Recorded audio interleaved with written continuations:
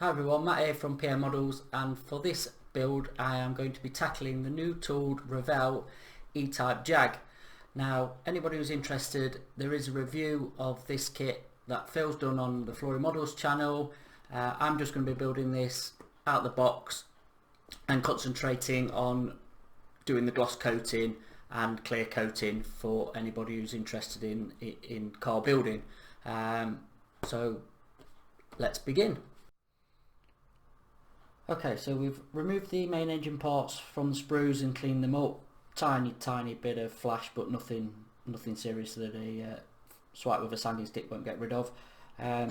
So next we'll get these assembled and drying. The only bit that I don't know what to do with, to be honest, is this bit. I'm not struck on the chrome parts that come with the kit. I'd normally like to strip them off and do my own chrome, but as I am going to build this out the box, I don't want to get too involved with that, to be honest. So it'd probably be a touch up or prime up, and we'll see how we go once it's all together. I'm not quite made a decision on it 100% yet of where I'm going to go with this, so we'll get the engine together and then, like I said, we'll make a decision on the chrome parts and shiny bits after. So okay, let's get it together. See, great fit so far. So just test fitted it before started the cameras running again, and yeah, absolutely perfect. A nice bit of extra thin, just run it down the seams.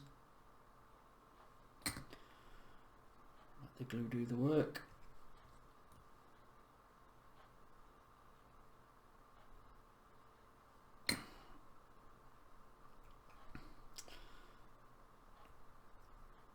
Again, going back to this engine, I'm not sure after you built the kit about displaying it whether you can or you have to, if it's a removable bonnet or not. So I think what I'll do is an exercise of painting and weathering an engine, get it livened up with some washers and things like that.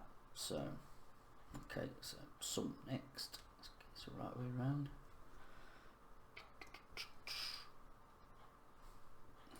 Okay.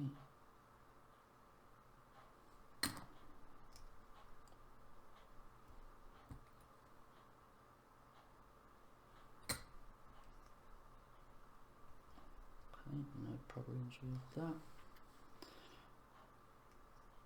Get the front engine on.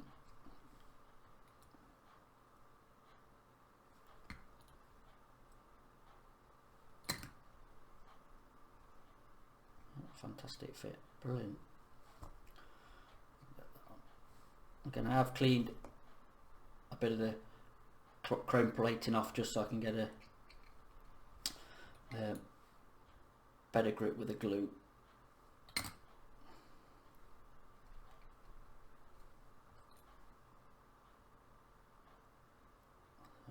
Generous amount of extra thin to lock that in place. And there we go. So we've got the distributor, and I presume that's the dynamo or alternator, I think, which will fit at the front in the right position. So it goes in like so. Okay, so just drop that in there.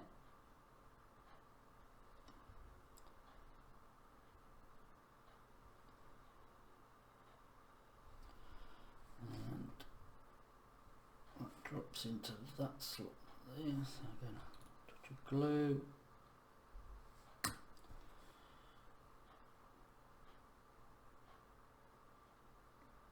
There we go, really nice. So that's stages 1 and 2 together. Okay, next after that is the manifolds and the pulleys and fan belts and all them bits. So we'll get them done next, and then we'll be moving on to the front suspension. So okay, so we've got the main engine block together, just added the manifolds and the fan belts and pulleys at the front. Got to say, absolute brilliant fit.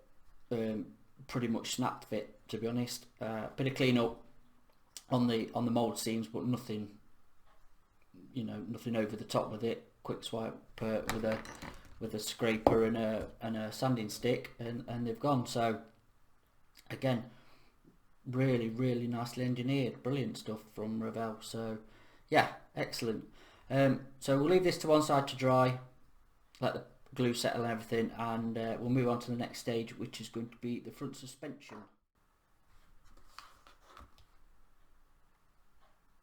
Okay, so onto the front suspension. Again, this is only 3 parts, so shouldn't take too long to assemble. One thing is to be aware of is there are some mould seam lines. Again, nothing over the top at all, and fantastic tool for removing them is one of the trumpeter scrapers that we sell in the shop. Again, just a few light passes will remove it.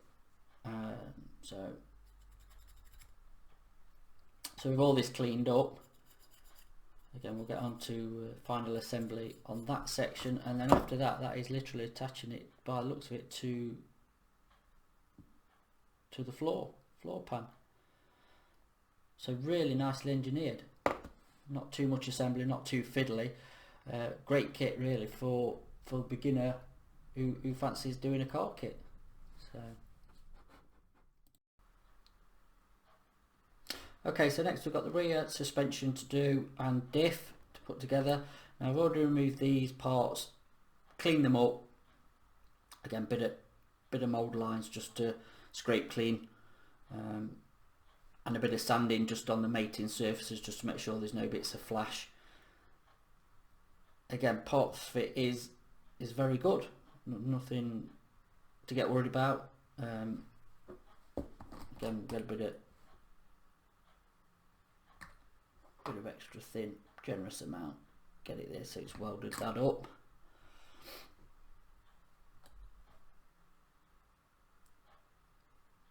Again, we'll sort any other seam lines where the join lines are after this is dried off solid. Just the aim is to, at the minute, just to get it together.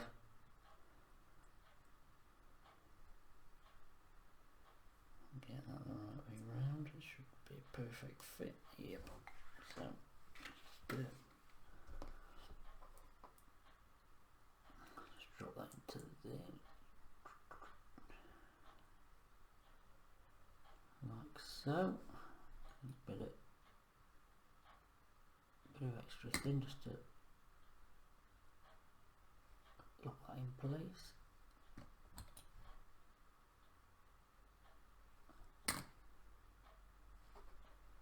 Again, this Revell styrene does react really nicely to this to extra thin. Tiny bit of a gap there will squeeze together. Just get a bit more glue in there, I think.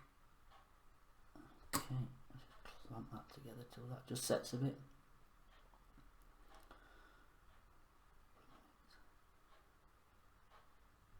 There we go, that's fine.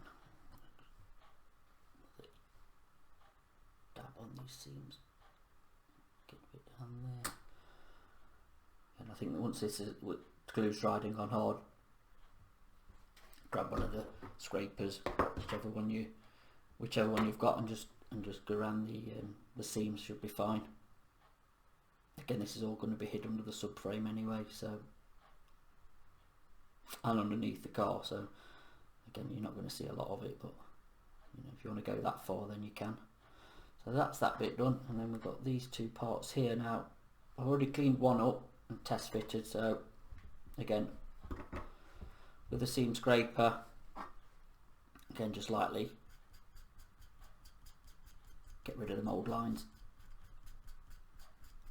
Quick easy job.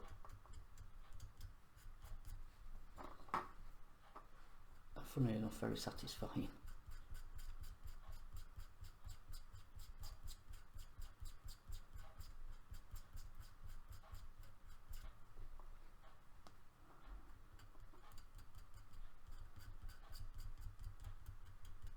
These scrapers have now become an invaluable member of the toolbox.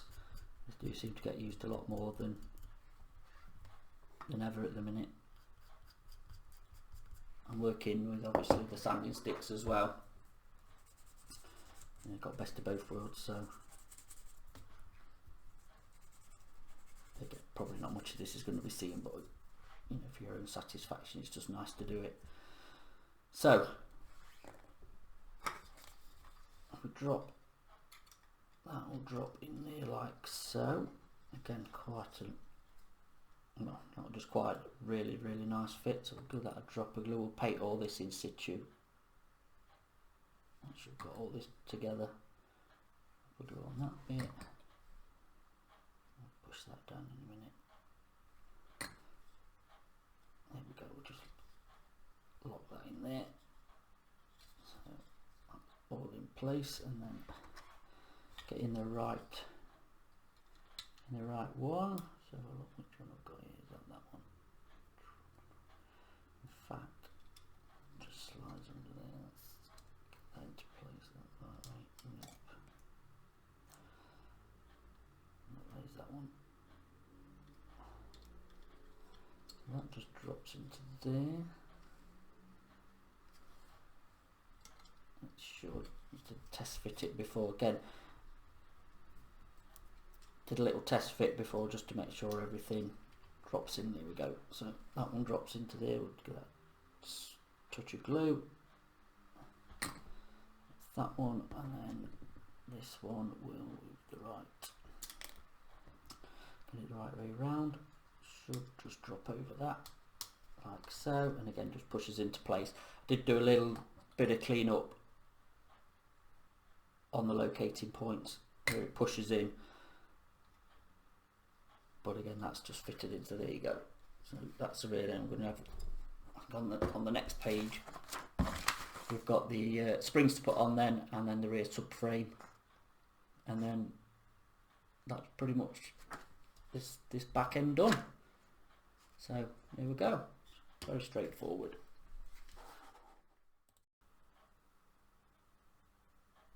Okay, so we've got the back end all together now.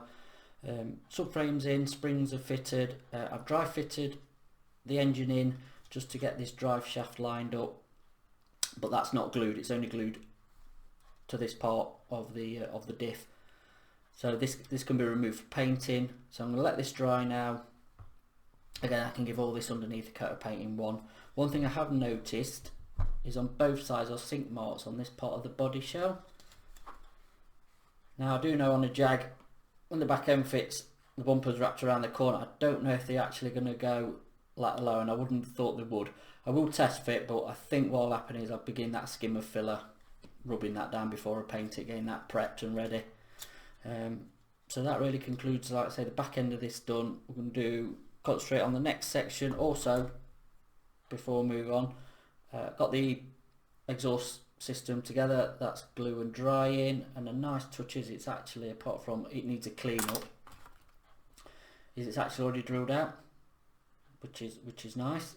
So we've got to do that. So we'll put all that to one side, and then we're onto the front suspension, subframes, and then onto the firewall. So yeah, it's coming along nicely. So that's it so far.